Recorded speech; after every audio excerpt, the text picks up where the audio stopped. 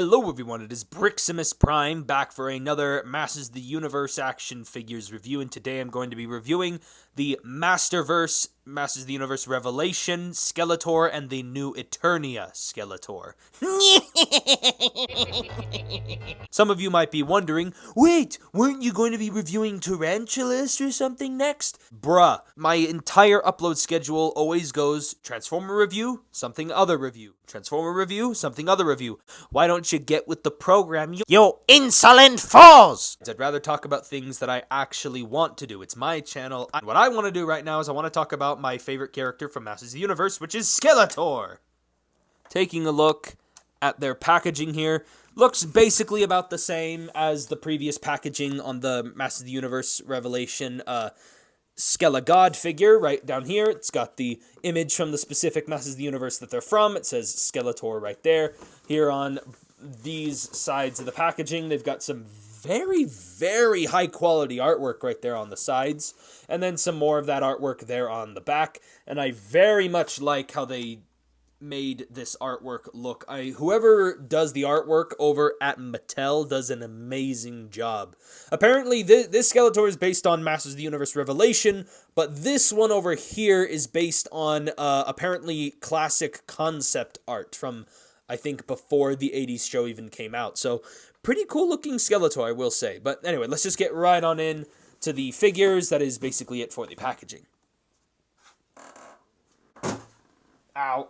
Moving on to the accessories, both of the Skeletors do come with Havoc staffs. The Revelations Skeletor, I like the way how the skull looks on this one a little bit better, just because I like how it has a lot more color separation and all these different bits of extra molded detail. It looks really good. I love Masters of the Universe's kind of like sci-fi fantasy genre. It always invokes a certain aura that's almost, it's very metal. And Skeletor definitely has that vibe. And again, this one is not as painted up as the other one, but I feel like it has a lot more better detail. But this is kind of meant to more invoke the original toy Havoc staff. And then both of the Skeletors come with the same hands, but they do come with some accessories that are different. The Revelation Skeletor comes with the Scepter of... I can't remember the name of. Skeletor used this in Revelation for like one scene where he used it to disguise himself. And then the concept art Skeletor comes with this cool blade here. Very nice silver they used on the blade right there. And then he's also the only one that comes with an alternate head, which is more in line with the toy and not the concept art. Both of the Skeletors come with the same set of hands, including this open hand. Almost kind of looks like they're doing the boy meme. Boy!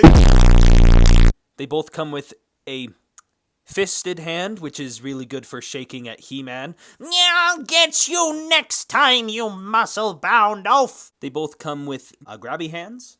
And then they both come with these like pointing, pinching hands, which also can be doubled as extra grabby hands as well. Also, the concept art Skeletor has a special hole here on his back where you can simply slide in the sword on his back. Very nice feature. I almost forgot to mention, the capes on these guys are also really nice too, by the way. One other thing that the concept art Skeletor can also do is he does come with a couple of alternative parts and things that you can do in order to make him look closer to the toy. You can remove the head and then remove this chest plate piece with the cape, and then he has another chest plate piece underneath, and then you simply just give him the alternate head, and now he looks a little bit more like an updated version of that original 80s toy. And here is taking a look at the head sculpt for the Revelations Skeletor, and honestly, I think the head sculpt looks very good. It's very expressive and has really good molding and sculpting, but I can't help but feel like there was a little bit of some issues or maybe some mistranslations going on behind the scenes in the production of this figure, because for some reason the skull is this like dirty, like I don't even know what color that's supposed to be, but in the Revelation show that he's based on, it's kind of a brighter, kind of more duller yellow. It's not this dull, but it's like a duller yellow, where this face looks a little bit more like it's meant to be a hybrid between the original toy greenish yellow along with the along with the Revelations yellow color, and it just makes this really weird looking kind of color separation. Also, I feel like this little hood piece right here looks a little bit off, but it doesn't bug me as much as the skull. One other thing I wish that both of these Skeletor figures had was articulated jaws. It just would have made him 10 times better, but whatever. Coming down the rest of the figure, one thing I didn't want to mention is both of these figures do use the same body mold, so I might be repeating myself here a little bit, but he does have this chest piece, which is entirely different from the other Skeletor, and it's two separate pieces. Right there, you can kind of see how the skull and crossbones kind of shift a little bit, and all of the muscle detail looks pretty good. I mean, this was the first Masterverse Skeletor besides the Skelegod figure, and again, the leathery detail and all of the little bits of musculature detail look very good, and you can tell that Mattel definitely cared about a lot of the cared about this toy line really succeeding. I think the toy line even won some kind of toy award or something from last year, but overall pretty. It looks like Skeletor. It's got the colors of Skeletor. I just wish that the head sculpt was better. Taking a look at the concept art Skeletor, I took off that extra chest panel piece because it was kind of getting in the way of, the cape was kind of flapping around and it kept shifting around. That's one of my issues about it, is that it shifts around and it doesn't tab in or anything, so it's a bit of an issue. But it's not that big a problem. I just, need to take it off. But the head sculpt here looks really good. I like the green coloring with that little beard. It's with the helmet. It's definitely something different for Skeletor, but it's different in a good way. And with the beard and everything, he kind of looks like the Undead King from Lord of the Rings. Also, again, he's got that chest piece, only it's a little bit more streamlined than the one that was on the Revelations figure. And then his skin here, everything here is an exact same retool, except these forearms, they are different. But it's also done in this brighter light blue color. Also, this little skirt area is also different. He's got like a little bat wolf thing there on his belt buckle. And then, this has got some different kind of leathery detail, and then his shin guards look really good as well. Almost kind of giving off a Hordak kind of horde kind of look to him. And then he's got a couple extra toes. He's got peg holes in the bottom of the feet. And then, again, his back looks really good, and he's got that little bit where you can put the sword right there. And then here is a fun, here's just a quick look at the alternate head sculpt. And yeah, I definitely like this head a little bit more, and it's pretty fun to have. Both of these Skeletors have the exact same level of articulation. He can look up, they can look down, shoulder rotates, and then the arm can move outward that far. Bicep swivel, double jointed elbows, wrist swivel and hinges up and down. Diaphragm joint, which can arching back, crunch, and swivel just a little bit, and some diaphragm pivot for good measure. He has a proper waist swivel. Hips can kick forward, they can kick back, they can move outward. Also, I should mention about the hips on this figure. If you look underneath here, you can see right in there on that hip joint. I don't know if you can see that with the light, but when I rotate the joint in there, the rubbery material of the plastic kind of bends with the joint because the ball joint is just that tight.